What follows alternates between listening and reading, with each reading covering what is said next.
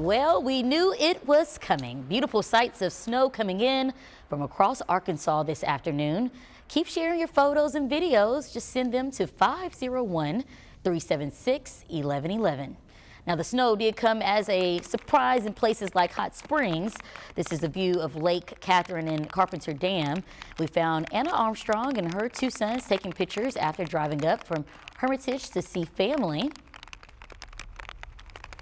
We didn't know it was supposed to snow, so we came down here. The roads were pretty bad at first, and we started sliding everywhere, but we made it, you know, with driving slow and driving careful, but we're excited. Well, they told THV11's Worley Hoyt that they had fun, although the kids are just a little sad there's not enough snow for making a snowman. But if you did have to drive, the surprise might not have been so pleasant. You're taking a look at iDrive Arkansas, where you can see there are several interstates covered in slush. That is the pink there you see. We received reports of several accidents already, so be careful if you have to get out over the next few hours. Thanks for watching. I'm Jurnee Taylor. Michaelan Johnson is going to have more on those roads in a moment, but first let's check in with meteorologist Scott Covert. Scott, first week of the new year and we're already seeing this much snow in central Arkansas. How long will it stick around, though?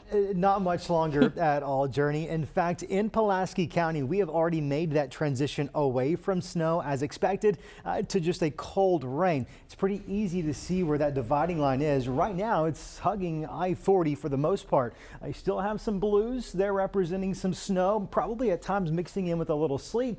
Meanwhile, in the southern half of the state, you notice some oranges and yellows and greens, and that tells us that's the cold rain. This is probably going to continue drifting towards the east-northeast for the next couple of hours going into this evening, and you'll find closer look into central Arkansas, we probably still do have a little bit of snow falling in places like Cabot and Searcy, Lone Oak, but that dividing line pretty quickly starts to move off towards the north as our temperatures warming above freezing, and we're going to probably just see that cold rain. In terms of temperatures, we're close to the freezing mark, but many of us above freezing. 35 right now in Little Rock and Pine Bluff, 36 Monticello.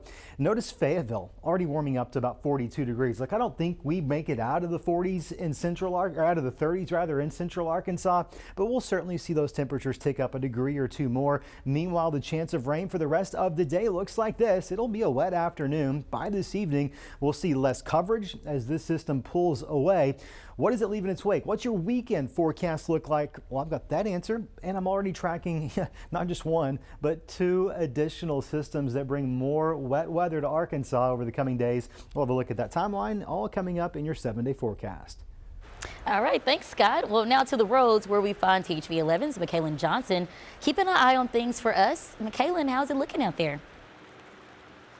Hey there, Jurnee. Well, it is definitely coming down here in the metro. You can see the roads are behind me. People are making it along just fine. But again, it is falling and it's kind of sticking right now. But the big thing is that is not going to stick throughout the day. That's the big thing that we want people to know. It's kind of turning into a slush. If you were to look onto iDrive right now, you would just see a lot of pink. And that means that there's slush on the driveway. So as you're driving around, you're probably starting to see it accumulate onto the sides. And you might be getting a little worried, but we want to assure you that once that cold rain starts to come in, because again, it's not below freezing, we're above freezing, so it's that slush. So it's going to go away once we start to see that cold rain. And so it might be a little frightening whenever you're seeing it, because Mother Nature likes to play with us. We didn't get a white Christmas, we got this afterwards, but again, it's not going to stick around. It's definitely coming down. It's a beautiful sight to see, though. I love seeing it, but again, it's not too much to worry about. Just be as careful as you can if you are out on the roads today.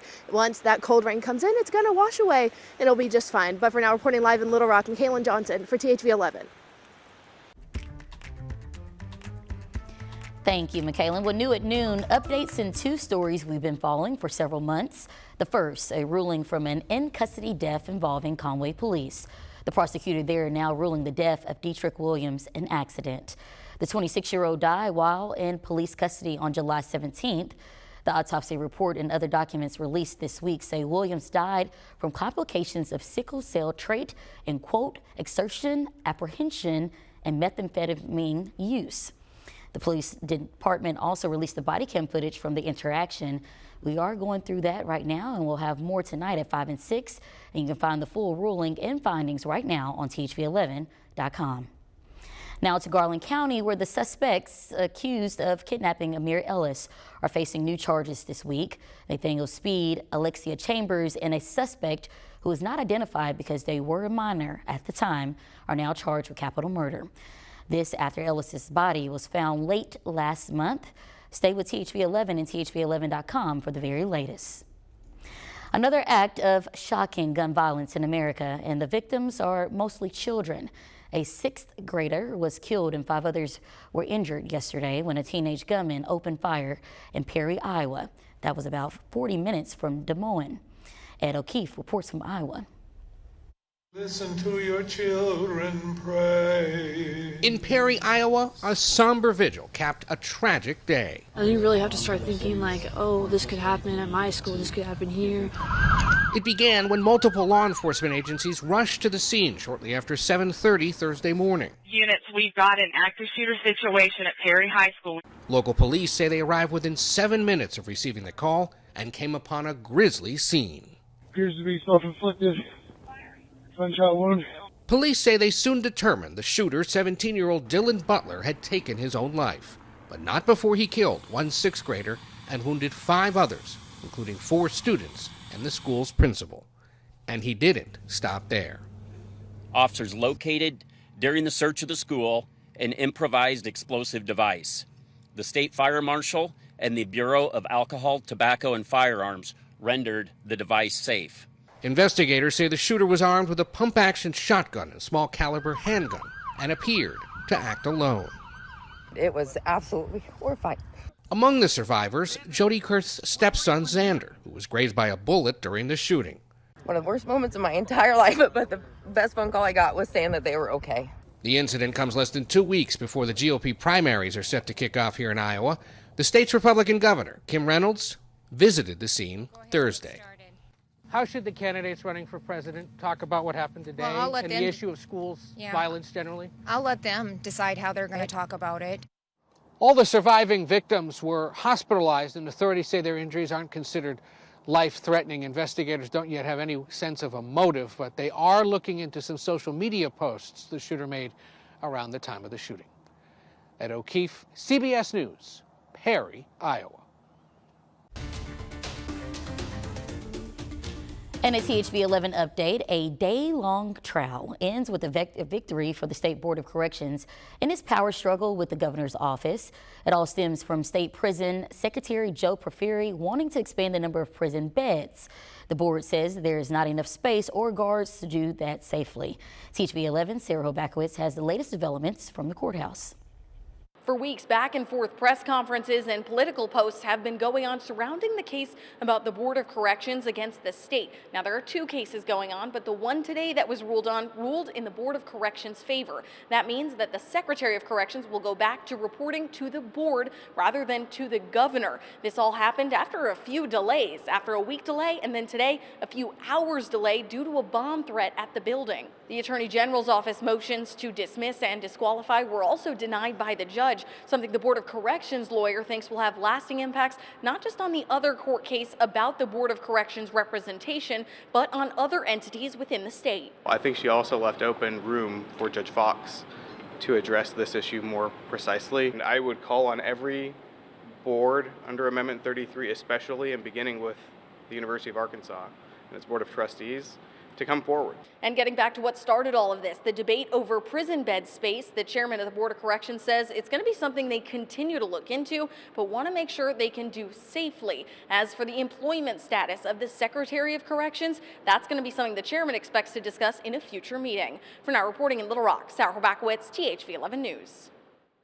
Now, this lower court ruling is not likely the final word, and in a statement from the Attorney General Tim Griffin, he expressed disappointment in yesterday's decision and promised an appeal. The Attorney General also deciding on a proposal that could restore abortion rights.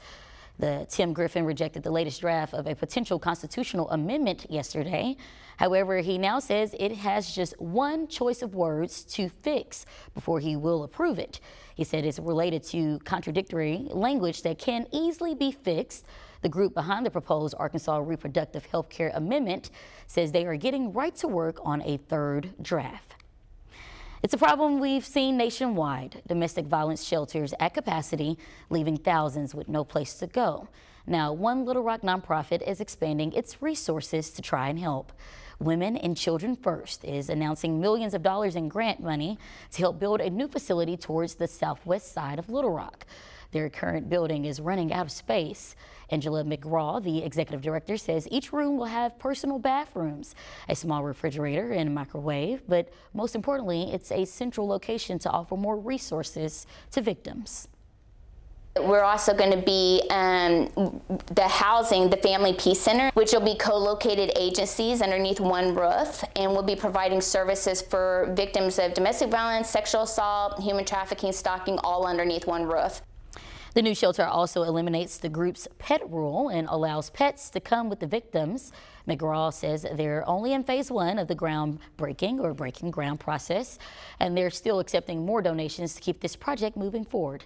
They are hoping to be done before the summer.